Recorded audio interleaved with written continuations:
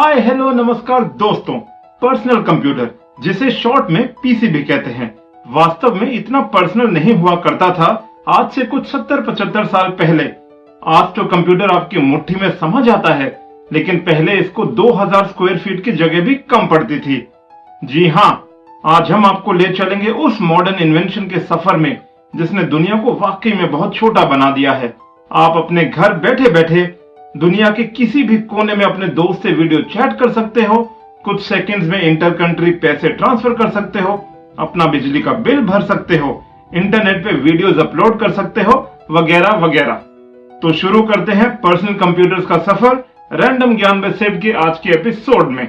Microsoft और IBM से पहले सबसे फेमस कंप्यूटर बनाया था यूनिवर्सिटी ऑफ पेंसिल्वेनिया ने, जिसका नाम था ENIAC, electronic numerical integrator analyser and computer. ये कंप्यूटर वर्ल्ड वॉर 2 के दौरान बनाया गया था यूएस आर्मी की मदद करने के लिए। इसको बनाने में लगे लगभग $5 लाख। इसका वजन था 30 टन और ये 2000 स्क्वायर फीट की जगह में रखा जाता था। बाहर से ये बहुत सारे केबल्स के जाल से घिरा हुआ था और इसमें 6000 मैकेनिकल स्विचेस लगे हुए थे इसको ऑपरेट करने के लिए, और अंदर से इसमें 18,000 वैक्यूम ट्यूब्स लगी हुई थी इलेक्ट्रिकल सिग्नल्स ट्रांसफर करने के लिए। सच में उस समय कंप्यूटर खरीदना एक सफेद हाथी पालने के बराबर होता होगा। इस हाथी को बहुत हद तक छोटा बनाया बेल लैब्स ने 1947 में, जब उन्होंने ट्रांजिस्टर्स का इजाद किया, जो कि वैक्यूम ट्यूब्स के मुकाबले बहुत ही छोटी डिवाइस थी इलेक्ट्रिकल करंट को कैरी और एम्पलीफाई करने के लिए।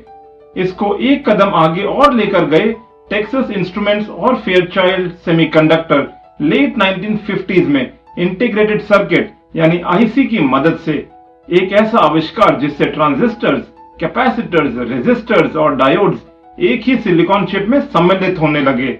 लेकिन सबसे बड़ा ब्रेक थ्रू आया 1971 में, जब इंटेल के एक इंजीनियर टेड हॉफ ने बनाया माइक्रो प्रोसेसर। इंटेल का पहला माइक्रो प्रोसेसर था 1/16 by 1/8 इंच चिप, जिसको नाम दिया गया 4004, और उसकी कंप्यूटिंग पावर 2000 स्क्वायर फीट में फैले ENIAC कंप्यूटर जितनी ही थी। 25 सालों में ये बहुत बड़ी उपलब्धि थी।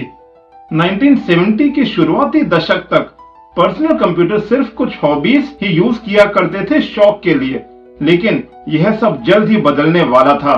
1975 में MITS micro instrumentation and telemetry systems company ने 2 हार्वर्ड स्टूडेंट्स को हायर किया उनके कंप्यूटर ऑल्टेयर का प्रोग्राम डेवलप करने के लिए। उनके बनाए हुए सॉफ्टवेयर से ऑल्टेयर कंप्यूटर का इस्तेमाल बहुत ही आसान हो गया और बहुत बड़ा हिट भी साबित हुआ। ये 2 स्टूडेंट्स कोई और नहीं बल्कि बिल गेट्स और पॉल एलन थे, जिन्होंने इस सफलता से प्रेरणा पाकर अपनी खुद की कंपनी स्टार्ट की, जिसे हम माइक्रोसॉफ्ट के नाम से जानते हैं।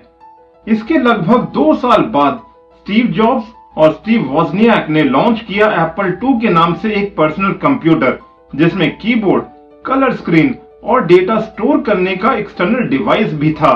और इन दोनों ने दुनिया भर के प्रोग्रामर्स को इनकरेज किया उनके कंप्यूटर के लिए एप्लीकेशंस बनाने के लिए। परिणाम स्वरूप एक स्प्रेडशीट प्रोग्राम VC Calc बनाया गया, जिससे एप्पल II की सेल्स में बहुत बढ़ोतरी हुई। बस फिर क्या था, अब पर्सनल कंप्यूटर हॉबिस्ट्स या टाइपिस्ट्स के लिए ही नहीं बल्कि बिजनेसेस के लिए भी एक प्रैक्टिकल टूल बन चुका था। पीसी रेवोल्यूशन की शुरुआत हो चुकी थी। जल्द ही जेरोक्स, टैंडी, कमोडोर और IBM जैसी कंपनीज भी पर्सनल कंप्यूटर्स की मार्केट में उतर आई, और देखते ही देखते पीसी ऑफिसेज और घरों में पहुंच गया। GUI, ग्राफिकल यूजर इंटरफेस और माउस के आने से ये और भी ज्यादा आसान हो गया आम आदमी की यूसेज के लिहाज से। आजकल तो लैपटॉप, टैबलेट्स और स्मार्टफोन से पीसी हर जगह हमारे साथ ही ट्रैवल करता है। तो ये था पर्सनल कंप्यूटर्स का दिलचस्प सफर। और अब बढ़ते हैं आज के क्विज सेक्शन की ओर। लेकिन सबसे पहले हम बताएंगे पिछले एपिसोड में पूछे गए क्विज क्वेश्चन का जवाब और उसके विनर्स। तो जो क्वेश्चन आपके स्क्रीन पे आ रहा है उसका सही जवाब है Morse code V for victory, और ये किया गया था 6 जून 1944 को, जब एलाइड फोर्सेस ने दुनिया का सबसे बड़ा जल थल चर आक्रमण किया था जर्मन के फोर्सेस के अगेंस्ट नॉर्मैंडी, फ्रांस के तट पर। और इसका सही जवाब दिया है इन लोगों ने, दास माधवी, कैरन हिक्स और एश पी। और अब आज का सवाल, 2004 सुपर बाउल इंसिडेंट और इंडियन ओशन सुनामी दोनों ही एक दूसरे से रिलेटेड नहीं है, लेकिन ये दोनों इंसिडेंट्स ने आइडिया दिया पेपैल कंपनी के 3 एम्प्लॉयज को एक नई कंपनी स्टार्ट करने के लिए। आपको बताना है कि इन 3 लोगों ने कौन सी कंपनी स्टार्ट की थी। तो दोस्तों जल्दी से इसका जवाब दीजिए कमेंट सेक्शन में। तो आज के लिए बस इतना ही, मिलते हैं रैंडम ज्ञान बाय सेठ के अगले एपिसोड में अगले हफ्ते। तब तक के लिए बाय एंड हैव फन। नमस्कार।